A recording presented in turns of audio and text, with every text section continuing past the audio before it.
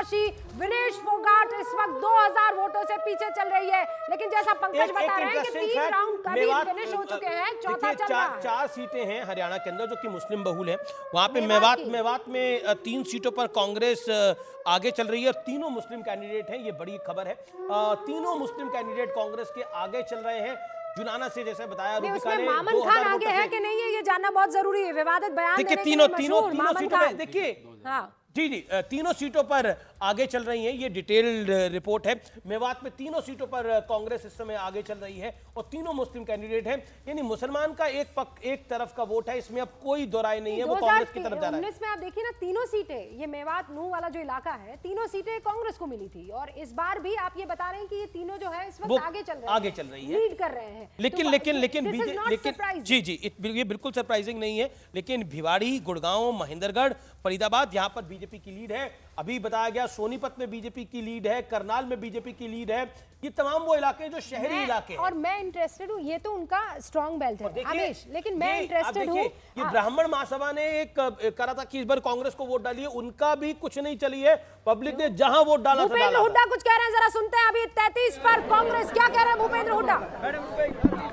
लगता कुछ नहीं बोलेंगे अभी, कभी बोलना बनता भी नहीं है, क्योंकि अब कांग्रेस की स्थिति जो है वो 32 पर आ गई। जब आप बात कर रहे हैं कांग्रेस 32 पर, बीजेपी 50 पर, ये लगातार भूपेंद्र हुड्डा मुझे नहीं लगता आज शाम से पहले या दोपहर से पहले कुछ बोलेंगे, जब तक थोड़ी और क्लियर पिक्चर नहीं आती है।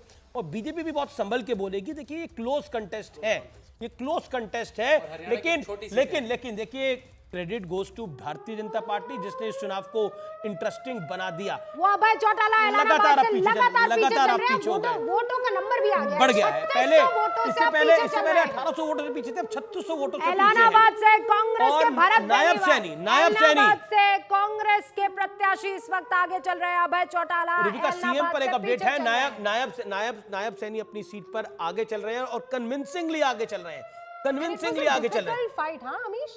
और देखिए लाडवा से कहा जा रहा था कि बहुत मुश्किल होगी नायब सैनी के लिए। भूपेंद्र हुड्डा है, शायद कुछ बोले, कुछ बोलेंगे। 52-31 ये लीड अब कहां जाएगी, ये देखने वाली बात है। ये उल्टी गेम हो गई है बिल्कुल पूरी तरह से।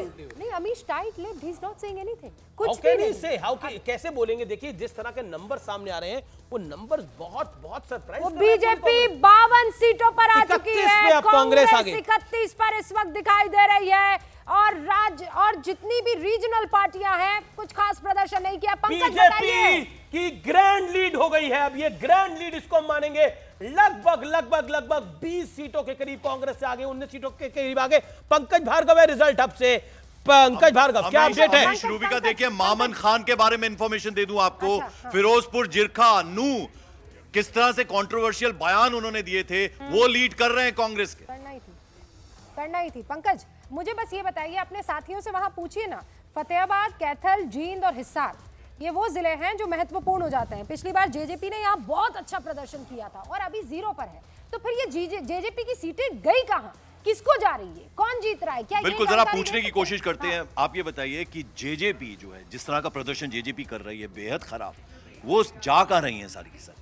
देखिए जेजेपी की अगर बात करें या आम आदमी पार्टी की बात करें, इनका कहीं से भी अभी कोई लीड नहीं मिली है देखने को।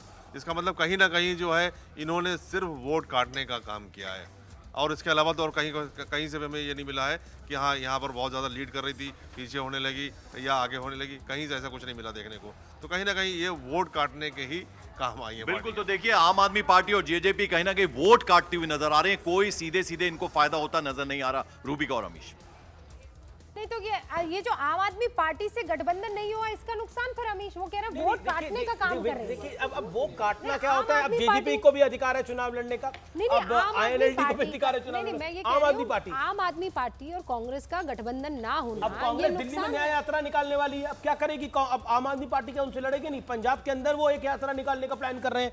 तो अब कुल मिलाकर आप सोच के देखिए, आम आदमी पार्टी एक पॉलिटिकल पार्टी है, कांग्रेस पार्टी एक पॉलिटिकल पार्टी है। पर वोट कटुआ के तौर पर, जिसे कहते हैं वोट काटने वाली पार्टी, क्या मैं राजनीति में मानता हूं, मेरा ये स्पष्ट मानना है कि सबको अधिकार है चुनाव लड़ने का। वोट काटना जिस लोकतांत्रिक नोटा में भी तो वोट डालते हैं, वो वोट अधिकार तो है ही, लेकिन ये इंडिया गठबंधन है ना अमीश। तो इंडिया गठबंधन अगर यहाँ पर हरियाणा में दिखाई देता तो क्या तस्वीर अलग होती? अभिज्ञान आम आदमी पार्टी अगर कांग्रेस के साथ होती तो ये जो वोट काटने का उस पर आरोप लग रहा है, मान लीजिए कम मार्जिन से जीते, अभी तो बहुत जल्दी है ना, कम मार्जिन से अगर बीजेपी जीतती है तो फिर तो ये कहा जाएगा कि अगर आप आ जाती कांग्रेस के साथ तो फिर बेहतर प्रदर्शन होता। बहुत बहुत अच्छा सवाल है जुबिका आपका, लेकिन मैं जो टर्न अराउंड बीजेपी ने दिया है ना 1.5 घंटे में, वो ये सब चीजें होती है जब ग्राउंड पे साइलेंटली काम होता है। शांतनु भी मानेंगे।